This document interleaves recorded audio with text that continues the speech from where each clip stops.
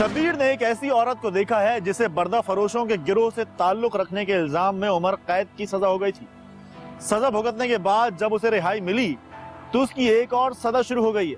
नसीब और बदनसीबी के गिर्द घूमती इस कहानी से पहले आपको ले चलेंगे गुजरात, जहां एक बेसहारा गरीब नौजवान इलाके के बाअसर अफराद के हत्थे चढ़ गया था। शब्बीर ने एक दिन देखा कि 26 साल इकबाल इंतहाई मैले कुचैले लिबास में टायर पंक्चर की एक दुकान पर अपने काम में मसरूफ था। पंक्चर लगाकर वो ग्राहकों के हवाले करता जा रहा था और उसे जो पैसे मिल रहे थे वो उन्हें जेब में रख रहा था। काफी देर तक काम करने के बाद वो थक गया तो एक तरफ जमीन पर लेटकर आराम करने लगा। इसी दौरान उसकी आंख लग गई तो उसने ख्वाब में देखा कि उसकी माँ एक तरफ बैठी आंसू बहा रही थी। इकबाल माँ के करीब गया, उसके आंसू पोंछे तो माँ ने खुद को संभालने की कोशिश की।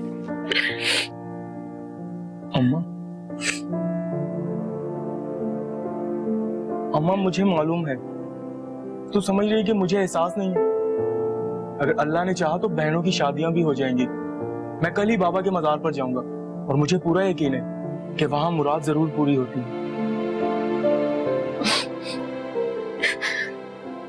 ले पैसे रख ले, कल इतनी ही कमाई हुई है। ले ना रख ले। नहीं, इधर दे दे। अम्मा। माँ ने बेटे से पैसे ले लिए। अच्छा चल तू बैठ, मैं तेरे लिए नाश्ता बना के लाती हूँ। पता नहीं तू सारा दिन कुछ खाता भी है या नहीं। तू बैठ, मैं नाश्ता लेकर आती हूँ तेरे लिए। अम्मा अगर घी वाला पराठा बना दो तो, तुम्हारे हाथ का घी वाला पराठा बहुत मजे का होता है। अच्छा बेटा, देखती हूँ, बना देती हूँ तेरे लिए पराठा। तू तैयारी कर, मैं तेरे लिए नाश्ता लेकर आती हूँ।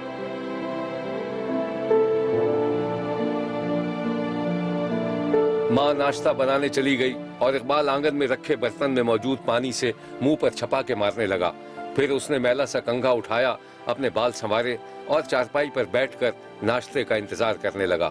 माँ ने नाश्ता लाकर बेटे के सामने रख दिया। ले बेटा, मैं तेरे लिए पराठा बना के ले आई, नाश्ता कर तू। और हाँ बेटा, तू मजार जाएगा ना तो अगरबत्तियां लेके जरूर जाना। कहते हैं मजार पे चढ़ावा चढ़ाना बहुत जरूरी होता है। ठीक है, तू नाश्ता कर, मैं जरा घर का काम देखूं। बेटा हाँ हूँ करता रहा। माँ उठकर चली गई। थोड़ी देर में शब्बीर ने देखा कि इकबाल पुरानी सी साइकिल पर अपने काम पर जा रहा था। इकबाल ने दुकान के सामने साइकिल खड़ी की और केबिन नुमा दुकान खोलकर दुकान चलाने की तैयारी करने लगा। काम से फारिग होने के बाद इकबाल ने दुकान बंद की। शाम हो चुकी थी। फिर उसने हाथ मुंह धोए, साइकिल को जंजीर से बांधकर दुकान पर ही छोड़ दिया और खुद मजार की जानिब रवाना हो गया। रास्ते भर उसे माँ की आंसू भरी आंखें याद आती रहीं। उसे उम्मीद थी कि वो मजार पर दुआ करेगा तो उसके दुख खत्म हो जाएंगे, मुरादें पूरी हो जाएंगी। भर दो झोली मेरी या मोहम्मद, लौट कर मैं न जाऊंगा खाली। इकबाल मजार में दाखिल हुआ तो कुछ औरतें दुआएं मांग रही थीं और कुछ औरतें नजराने रखकर लौट रही थीं। इकबाल भी खामोशी से एक तरफ खड़ा हो गया। फिर उसने शमा जलाई और फातिहा खानी करने लगा।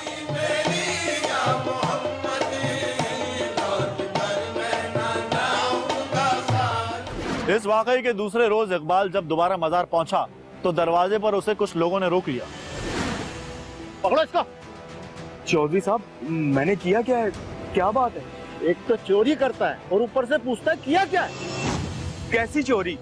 मैं तो पंचर लगाता हूँ। पंचर तो तू लगाता है। ये बता, कल तू यहाँ आया था?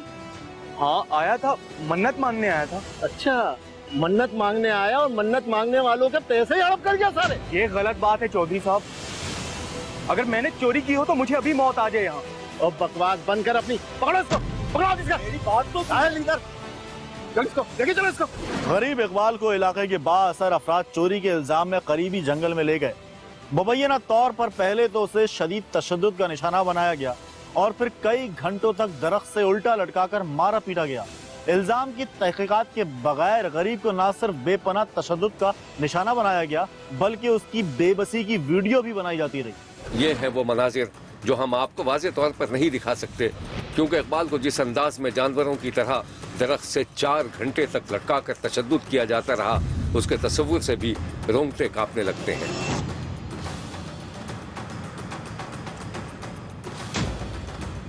बेपनाह तशद्दुद के बावजूद भी जब इकबाल से जुर्म कबूल नहीं करवा सके तो उसे दरख्त से उतार लिया गया, जहां से इकबाल किसी न किसी तरह पीछा छुड़ाकर भाग गया।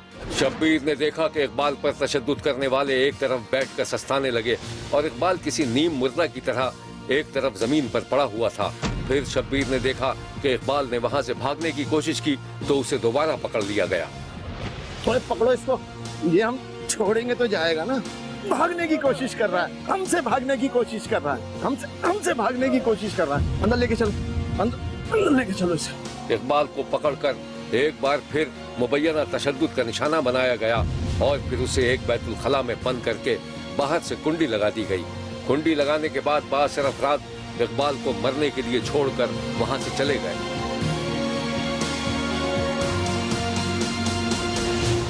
इकबाल मुसलसल दरवाजा पीटता रहा। फिर कई घंटों बाद उसकी किस्मत ने साथ दिया। एक राहगीर ने इकबाल की चीखें सुनकर कुंडी खोली तो इकबाल बाहर निकलकर दौड़ता चला गया और अजनबी उसको हैरानी से देखता रह गया। यह है वो इकबाल जिस पर चोरी के इल्जाम में वहशियाना तशद्दुद किया गया था। मनु सर जी मारन वाले 8-9 सी ते तमाशा वेखण वाले 15-20 ही बंदे। उन्हें मनु लटकाई रखा कोई डेढ़ घंटा लटकाई रखा। मैं पानी मंगता रहा, मनु कहते ने चोर ने कभी पानी नहीं दिता है। मनु 3-4 कैमरे टकी ने कहना मनु बहुत ज्यादा मारिया ने, मेरे नाल ज्यादती हुई, ज्यादती बहुत ज्यादा मैंने की थी। पुलिस के मुताबिक मुल्जिमान की निशानदही हो गई है और उन्हें जल्द गिरफ्तार कर लिया जाएगा। शब्बीर का कहना है कि इकबाल कसूरवार था या उसके नसीबों में ये नागहानी मुसीबत लिखी थी, इसके बारे में कोई बात वसूख से नहीं कही जा सकती। लेकिन वो औरत जिसे पर्दा फरोशों से ताल्लुक रखने के इल्जाम में उम्र कैद की सजा हुई थी, अपने नसीब की कैदी थी। इस कहानी की मजीद तफसीलात हम आपको दिखाएंगे, लेकिन एक ब्रेक के बाद। कहीं जाइएगा मत, क्योंकि कोई देखे ना देखे, शब्बीर तो देखेगा। जरी नामी की लड़की के माँ बाप मर गए तो चचा ने उसकी परवरिश की, फिर शादी की और उसके बाद वो एक बच्चे की माँ बन गई। और फिर उसके बुरे नसीब के शौहर किसी दूसरी औरत के चक्कर में पड़ गया और उसने जरी को उसके बच्चे समेत घर से निकाल दिया। अब जरी के पास सर झुकाने के लिए एक ही ठिकाना था और वो था उसके चचा का घर। शब्बीर ने देखा कि जर्री को चचा के घर में भी सुकून नहीं मिला, क्योंकि उसकी चची और चचाजाद भाई जर्री को घर में रखने के खिलाफ थे। शब्बीर ने एक दिन देखा कि जर्री की चची और उसका चचाजाद भाई जर्री के चचा को बुरा भला कह रहे थे और उस पर दबाव डाल रहे थे कि वो जर्री को घर से निकाल दे। चचा सख्त मज़ाहमत कर रहा था। जर्री ने ये सारी बातचीत सुनी तो उसका दिल टूट गया। उसे मालूम था कि चचा उसे अपनी औलाद से ज्यादा चाहता था, लेकिन मजबूर था। फिर शब्बीर ने देखा कि जर्री मौका देखकर चचा के कमरे में पहुंच गई। वो घर छोड़ना चाहती थी, लेकिन चचा ने उसको ऐसा करने से मना कर दिया। आओ बेटा, आओ आओ आओ। चाचा मुझे आपसे जरूरी बात करनी है। बोलो बेटा। चाचा आप मुझे बस इजाजत दे दें। किस बात की? चाचा मैं बर्तन धो लूंगी, मैं कपड़े धो लूंगी। चाचा मैं अपना गुजर बसर खुद करना चाहती हूँ। तुम्हें ज़हीर ने कुछ कहा है? नहीं चाचा, मुझे किसी ने कुछ नहीं कहा, पर मुझे ऐसा लगता है कि क्या लगता है? हैं? क्या लगता है कि हम बेगैरत हैं? बेटियों की कमाई खाएंगे हम? नहीं चाचा ऐसी बात नहीं है, लेकिन देख ज़रीन, जब तक मैं जिंदा हूं ना, अपनी जबान पे ऐसे अल्फाज मत लेके आई हो। समझ में आई ना? हाँ, मैं मरा गया तो फिर देखी जाएगी। नहीं चाचा ऐसी बात ना करे, अल्लाह ना करे कि आपको कुछ हो। चल ठीक है, अपना काम कर जाके, और आइंदा कभी अपने जबान पे ऐसा लफ्ज मत लेके आई हो। अरे मैं अपने भाई की निशानी को 2 रोटियां भी नहीं दे सकता क्या? चल चल शाबाश।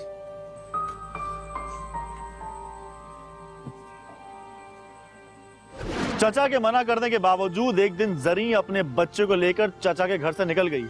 अब उसका कोई ठिकाना नहीं था। इत्तेफाकन उसे एक खुदा तर्स इंसान मिल गया जो इलाके में एक बड़ी सी दुकान का मालिक था।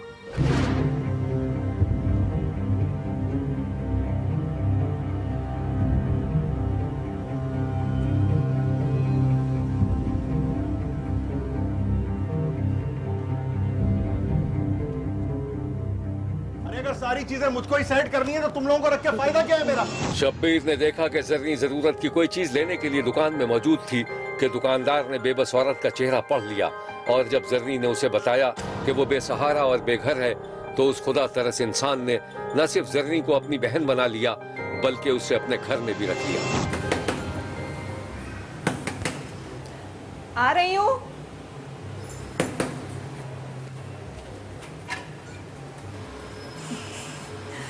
अस्सलाम वालेकुम। वालेकुम सलाम। तुम जरीन हो ना?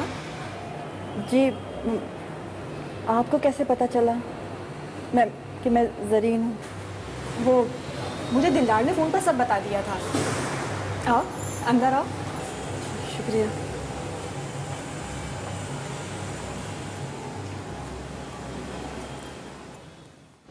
खुदा तर्ज इंसान ने जरी को अपने घर का पता समझाकर उसे अपनी बीवी के पास भेजा, तो जरी की आंखों में आंसू आ गए। खुदा तर्ज इंसान की बीवी ने जरी की ढारस बंधाई और यूं जरी को एक छत मैसर आ गई। अब जर्नी घर के काम काज भी करती थी और दुकानदार की बीवी की खिदमत भी करती थी। तुमसे एक बात पूछूं? जी ज़रूर। तुम्हारे शौहर कहाँ हैं? अरे तुम रो क्यों रही हो? नहीं बाजी, ऐसी कोई बात नहीं है। आप ये बताएं कि आपके पैरों को कुछ सुकून मिला? अरे अब मैं बिल्कुल ठीक हूँ, तुम भी जाओ, जाकर आराम कर लो। अरे नहीं नहीं बाजी, मैं आपके पास ही हूँ, आप फिक्र नहीं करें मेरी, आप आराम करें।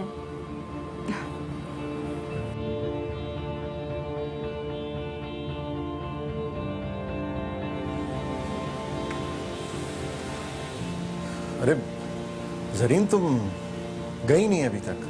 भाई मैं बस जाने ही वाली थी, मुशरा बाजी की आंख लग जाए तो। और उमर? उसे तो मैं बहुत पहले सुला के आ गई थी। मैंने भी इससे कहा था बच्चे को अकेला मत छोड़े, कहीं वो डर ना जाए, लेकिन ये मानी ही नहीं। देखो जरीन, बहुत अच्छी हो तुम, लेकिन प्लीज शर्मिंदा नहीं किया करो हमें। इसमें शर्मिंदा करने वाली क्या बात है? आपने जो मेरी ज़िंदगी में एहसानात किए हैं, क्या वो कम है? अच्छा भाई, बस बस, अब तुम एक काम करो, अपने कमरे में जाओ और आराम करो वहां जाके।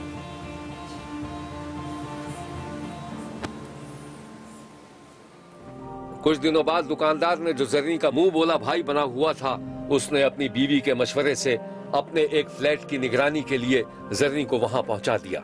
आ जाओ आ जाओ आ जाओ आ जाओ बेटा। लग रहा था जैसे वो कोई ख्वाब देख रही हो।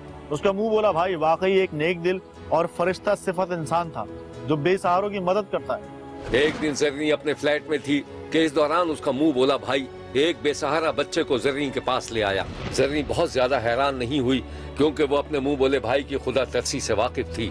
अलबत्ता कुछ दिनों बाद जब उसका भाई एक और बच्चे को साथ लाया तो जर्नी कुछ परेशान हो गई, मगर जब उसने ये देखा कि उसका भाई बीमार बच्चे की दवा भी साथ लाया था, तो जर्नी के दिल में अपने मुंह बोले भाई की और भी इज्जत बढ़ गई। भाई दूसरा बच्चा जर्नी के हवाले करके अभी गया ही था कि अचानक सब कुछ बदल गया। दरवाजे पर दस्तक हुई, जर्नी ने दरवाजा खोला तो पुलिस एहलकार लेडी सर्चर के साथ घर में दाखिल हो गए। जर्नी से पूछगछ की और घर में मौजूद बच्चों को अपनी तहवील में ले लिया और जर्नी को जबरदस्ती अपने साथ लेकर चले गए। और कुछ मिला? बच्चों को कस्टडी में लो और इसको गिरफ्तार करो। पर मेरा कसूर क्या है? चल चल, कसूर की बच्ची, चल निकल निकल। हाँ, जेल में जाके बताएंगे क्या करा है।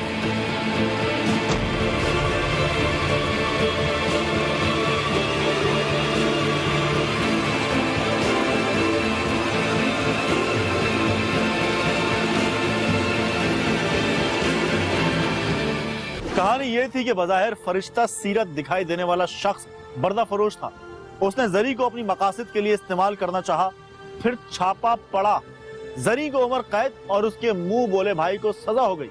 जरी के अच्छे किरदार की वजह से उसे वक्त से पहले रिहा कर दिया गया, लेकिन अब वो बूढ़ी हो चुकी थी। शब्बीर का कहना है कि बच्चे ना सिर्फ हसास होते हैं बल्कि उनकी ज़हानत पर भी शक नहीं किया जा सकता। वो जो कुछ देखते हैं उसके बारे में सच्ची और हतमी राय कायम कर लेते हैं, जिस पर बाज़ औक़ात उनके वालिदैन भी नाराज हो जाते हैं और बच्चों को चुप कराने की कोशिशें करने लगते हैं। 12 साला अलीजा भी एक ऐसी ही बच्ची थी जो अपने मुशाहिदे की सच्चाई से पीछे हटने के लिए तैयार नहीं थी। अलीजा बस्ता लिए स्कूल से लौटी तो उसे सख्त भूख लगी हुई थी। घर में दाखिल होते ही उसने बस्ता एक तरफ फेंका और सीधा बावर्ची खाने का रुख किया, जहां उसका ख्याल था कि माँ मौजूद होगी। बावर्ची खाने में माँ को ना पाकर उसे सख्त झुंझलाहट हुई और वो बर्तनों को खंगालने के साथ साथ माँ को भी आवाज देती गई। अम्मी आप कहाँ हैं? रोटी भी बनाकर नहीं गई। अम्मी कहाँ हैं आप? भूख लग रही है। अलीजा बर्तनों को छोड़कर पलटी, कमरों में झांका और फिर सीढ़ियां चढ़ती हुई ऊपर चली गई, जहां एक कमरा बना हुआ था। इससे पहले कि वो माँ को आवाज देती, उसकी नजर एक मट्टी में अटी हुई चप्पल पर पड़ गई। अलीजा वहीं ठिठक कर रह गई। फिर वो खामोशी से सीढ़ियां उतरने लगी। इस दौरान उसको न जाने क्या सूझी कि वो दोबारा उल्टे पांव ऊपर चली गई। उसने दरवाजे पर पड़ी चप्पल उठाई और उसे लाकर आखिरी सीढ़ी पर रख दिया और खुद बावर्ची खाने पहुंचकर माँ को एक बार फिर आवाज देने लगी।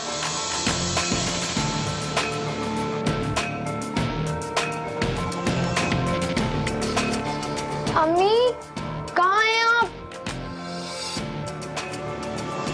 थोड़ी देर में शब्बीर ने देखा कि अलीजा की माँ सीढ़ियां उतर रही थी। चप्पल पर नजर पड़ी तो वो खौफजदा हो गई।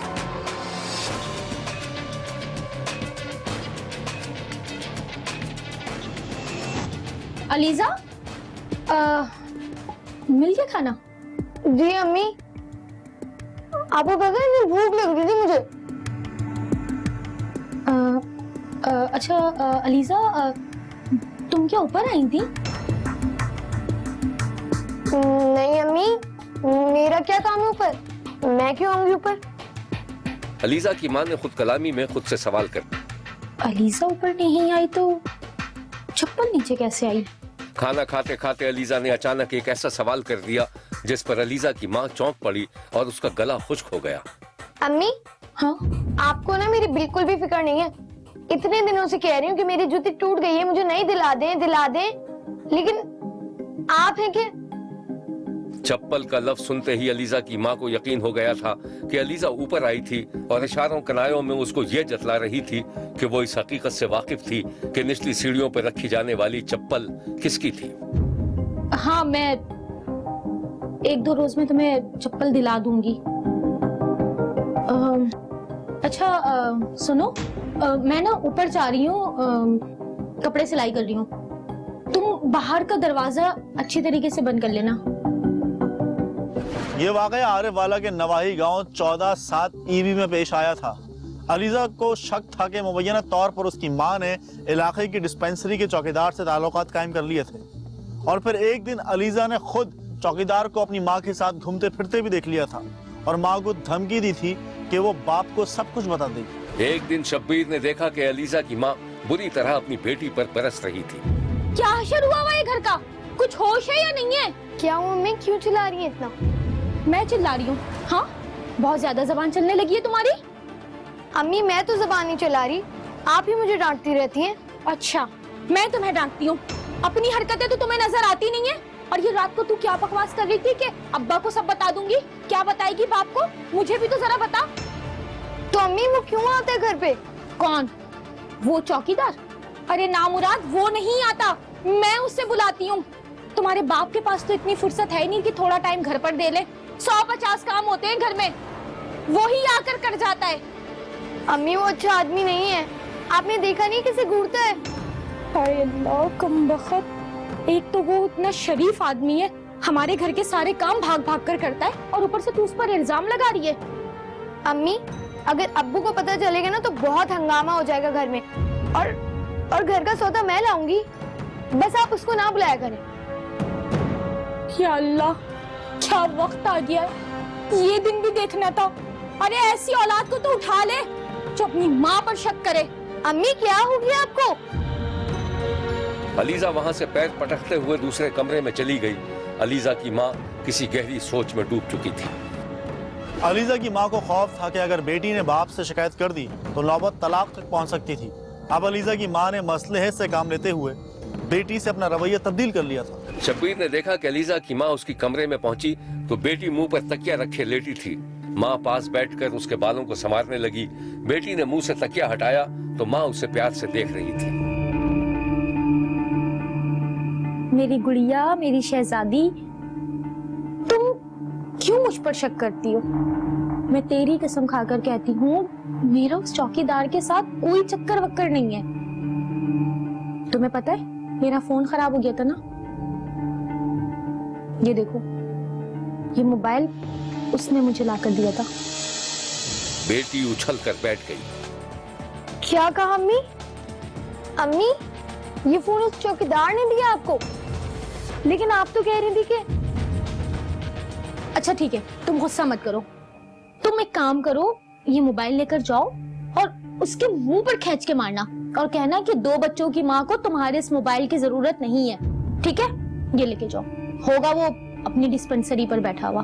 बेटी ने फोन हाथ में लिया और माँ को घूरते हुए वहाँ से उठकर चली गई। इस वाकये के बाद 12 साल अलीजा अचानक गायब हो गई थी।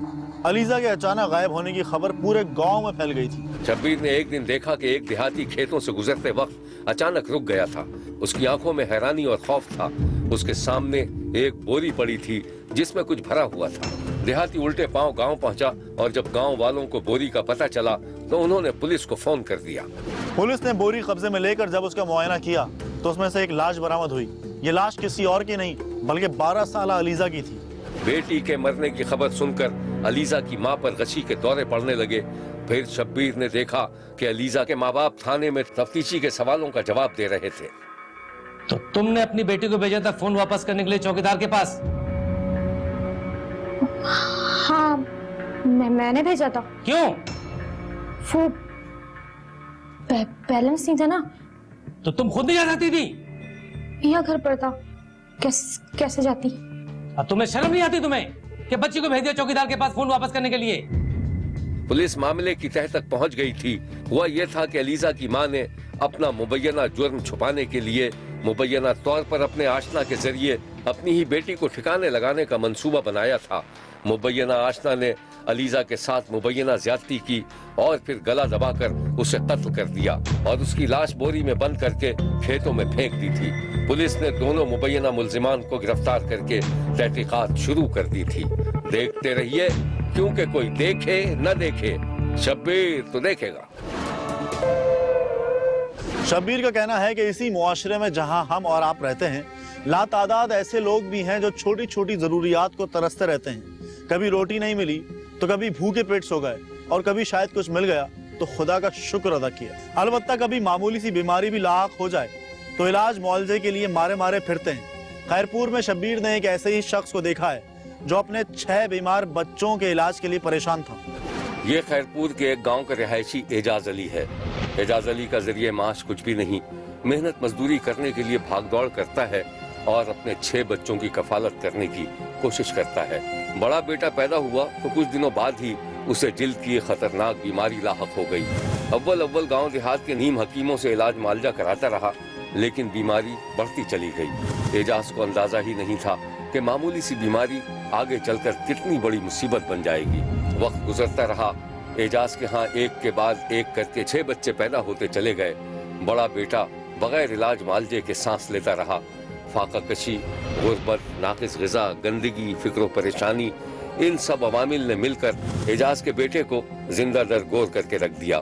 जिल्द की बीमारी ने रफ्ता रफ्ता नासूर की सूरत इख्तियार कर ली। उसका दहाना बीमारी की लपेट में क्या आया, ये मरज फैलता ही चला गया और एजाज का बेटा खाने पीने से भी महरूम होता चला गया। एजाज से अपने बेटे की हालत देखी नहीं जा रही थी। किसी ना किसी तरह वो कराची पहुंचा, जहां उसे पता चला कि बेटे का इलाज मुमकिन तो है लेकिन उसके लिए लाखों रुपए दरकार होंगे। गरीब एजाज के पास तो 2 वक्त की रोटी के पैसे भी नहीं थे।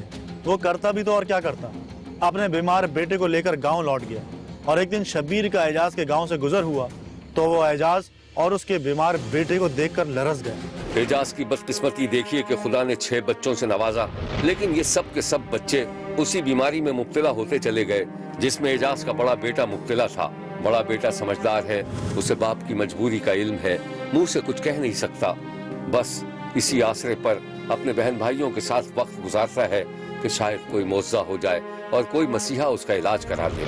जरा इन नन्हे मुन्ने बच्चों को देखिए, इनके चेहरे बता रहे हैं कि शायद वो रात को पूरी नींद भी नहीं सो पाते होंगे। बच्चों के कपड़ों पर लगी मट्टी और उनकी आंखों की वीरानी बताती है कि ये बच्चे जिंदगी के नाम से ही वाकिफ नहीं होंगे। शब्बीर से एजाज और उसके बच्चों की हालत नहीं देखी गई, क्योंकि मसाइब और आजमाइश की भी एक इंतहा होती है। बीमार बच्चों का बाप शब्बीर से कह रहा था कि वो बेहद गरीब है, बच्चों का इलाज नहीं करा सकता। शब्बीर एजाज के बच्चों को देखकर सोच रहा था कि ये बच्चे इसी मुल्क के शहरी हैं, तो फिर सरकारी सतह पर गरीब गुरबा के इलाज मालजे का इंतजाम क्यों नहीं किया जाता। शब्बीर ने मुखय्यर और खुदा तरस इंसानों से अपील की है कि इन बच्चों का इलाज करवाया जाए, ताकि वो भी सुकून से जिंदगी गुजारने के काबिल हो सकें। गुजरात में एजाज के बच्चे जिस कसमा पुरसी की हालत में हैं, आपने अंदाजा तो लगा लिया होगा, लेकिन गुजरावाला में दो ऐसे बुजुर्ग भी हैं जो बेबसी की जिंदगी गुजार रहे हैं। इन बुजुर्गों की कहानी कुछ इस तरह है। मोहम्मद खालिद शाम के वक्त अपने इंतहाई टूटे फूटे किराए पर लिए गए एक कमरे के मकान पर पहुंचा तो बाहर से कुंडी लगी हुई थी। खालिद ने हैरानी और तशवीश से कुंडी को देखा और फिर उसे खोलकर जब अंदर गया तो कमरे में कोई नहीं था। खालिद घबराकर बाहर निकला तो उसका पड़ोसी दरवाजे पर ही खड़ा था।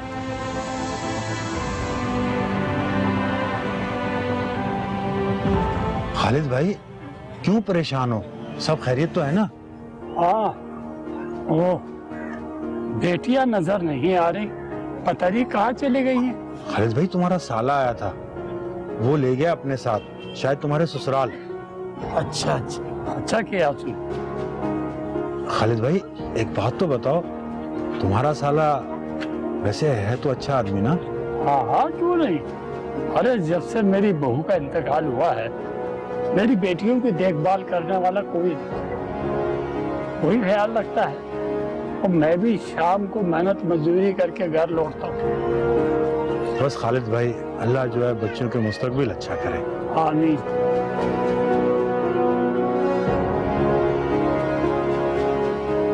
खालिद के ससुराल वाले उसकी बेटियों को ऐसा लेकर गए कि फिर खालिद अपनी बेटियों की दोबारा सूरत तक न देख पाया। गरीब और बेसहारा आदमी था, ये सोचकर चुप रहा कि बेटियां नानी के घर सुकून से होंगी। फिर एक दिन खालिद के ससुराल वालों ने बाप को बताए बगैर उसकी तीनों बेटियों की शादी कर दी। खालिद ने बेटियों से मिलने की कोशिश की तो ये कहकर रोक दिया गया कि बेटियों के ससुराल वाले गरीब बाप को देखकर पता नहीं क्या सोचेंगे। मंजर देखा। शब्बीर ने देखा कि दोनों बूढ़े भाई खोली में रखा हुआ सामान समेट रहे थे और 3-4 आदमी बेदर्दी से उस सामान को बाहर फेंकते जा रहे थे। फिर इन आदमियों ने दोनों भाइयों को घर से निकाला और कमरे को ताला लगाकर चले गए।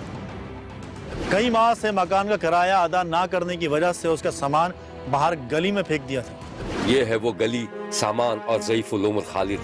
बड़ा सा ट्रंक, चारपाई के नीचे कपड़े सीने वाली पुरानी मशीन जिस पर शायद उसकी मरहुमा बीवी सिलाई करती होगी, एक पुराना सा जंग आलूद पंखा, कूलर, बस कुल यही असासा था खालिद का जो गली में पड़ा हुआ था। महल्ले पड़ोस वालों ने इन दोनों बेसहारा भाइयों को अपने घरों में जगह तो नहीं दी, लेकिन गली से उन्हें बेदखल भी नहीं किया था। खालिद के बारे में शब्बीर को पता चला है कि उस पर फालिज का हमला हो चुका है, जबकि उसका वाहिद साथी, उसका भाई भी शदीद बीमार है। खालिद और उसका भाई